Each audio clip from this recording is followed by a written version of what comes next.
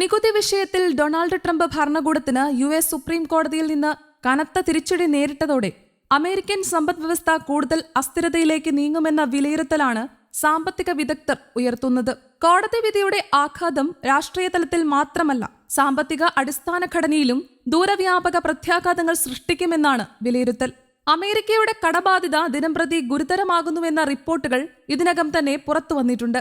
നികുതി വിഷയത്തിൽ റീഫണ്ട് നൽകേണ്ട സാഹചര്യം കൂടി രൂപപ്പെട്ടാൽ ഫെഡറൽ ഭരണകൂടത്തിന്റെ സാമ്പത്തിക നിയന്ത്രണം പൂർണ്ണമായും കൈവിട്ടേക്കാമെന്നാണ് വിദഗ്ധരുടെ മുന്നറിയിപ്പ്. നേരത്തെ തന്നെ സാമ്പത്തിക പ്രതിസന്ധി രൂക്ഷമായ സാഹചര്യത്തിൽ യുഎസ് സമ്പദ് വ്യവസ്ഥ അടച്ചുപൂട്ടലിലേക്ക് നീങ്ങിയ അനുഭവം രാജ്യത്തിനുണ്ട് എന്നതും ആശങ്ക വർദ്ധിപ്പിക്കുന്നു. നികുതി പരിഷ്കരണങ്ങൾ മൂലം യുഎസിന്റെ സാമ്പത്തിക നില മെച്ചപ്പെട്ടു എന്നാണ് ട്രംപ് ആവർത്തിച്ച് അവകാശപ്പെട്ടിരുന്നത്. എന്നാൽ ആ അവകാശവാദത്തിന്റെ അടിസ്ഥാനമായിരുന്ന വരുമാന സ്രോതസ്സുകളാണ് സുപ്രീം കോടതി വിധിയോടെ ഇല്ലാതായതെന്ന് നിരീക്ഷകർ ചൂണ്ടിക്കാട്ടുന്നു. ഇതോടെ പ്രസിഡന്റിന് മുന്നിൽ വലിയൊരു സാമ്പത്തിക പ്രതിസന്ധിയാണ് ഉയർന്നുവരുന്നത്.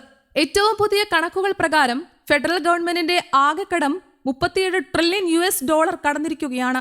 ഇത് അമേരിക്കൻ ചരിത്രത്തിലെ തന്നെ ഏറ്റവും ഉയർന്ന നിരക്കാണ്. അതോടൊപ്പം വയോജനങ്ങൾക്കായുള്ള സാമൂഹിക സുരക്ഷാ പദ്ധതികൾക്കുള്ള ചെലവ് GDPയുടെ 9.4%-ലെത്തിയിട്ടുണ്ട്. 1980-കളിൽ ഇത് ഏകദേശം 6% മാത്രമായിരുന്നു എന്നത് കണക്കിലെടുത്താൽ കഴിഞ്ഞ 4 പതിറ്റാണ്ടിനിടെ 56% വർധനയാണ് രേഖപ്പെടുത്തിയിരിക്കുന്നത്. സാമ്പത്തിക വിദഗ്ധരുടെ വിലയിരുത്തൽ അനുസരിച്ച് അടുത്ത 10 വർഷത്തിനുള്ളിൽ സാമൂഹിക സുരക്ഷാ പദ്ധതികളിലെ ചെലവ് GDPയുടെ 11% ഉയരുമെന്നതാണ് പ്രതീക്ഷിക്കപ്പെടുന്നത്. ഇത് US ധനകാര്യ സംവിധാനത്തിന് വലിയ വെല്ലുവിളിയാകും. ഇതോടൊപ്പം ആരോഗ്യ സംരക്ഷണ ചെലവുകളുടെ നിയന്ത്രണമില്ലാത്ത വർധനയും അമേരിക്കൻ സമ്പദ് വ്യവസ്ഥയെ സമ്മർദ്ദത്തിലാക്കുന്നു.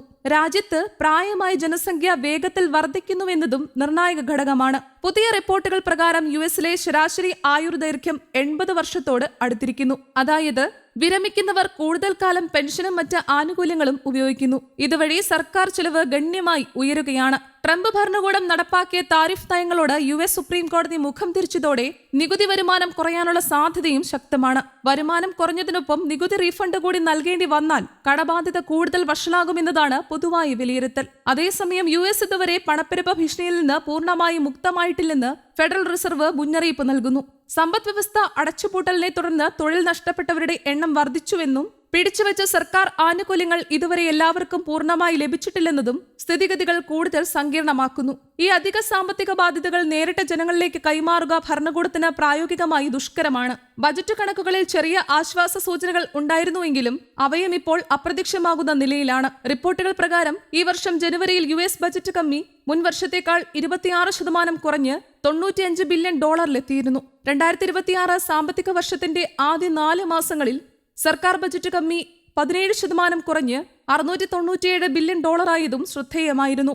പരസ്പര താരിഫുകൾ ഏർപ്പെടുത്തിയതായിരുന്നു ഇതിന് പ്രധാന കാരണം. എന്നാൽ സുപ്രീം കോടതി വിധിയോടെ ഈ നികുതി താരിഫ് സംവിധാനം നിലച്ച അവസ്ഥയിലാണ്.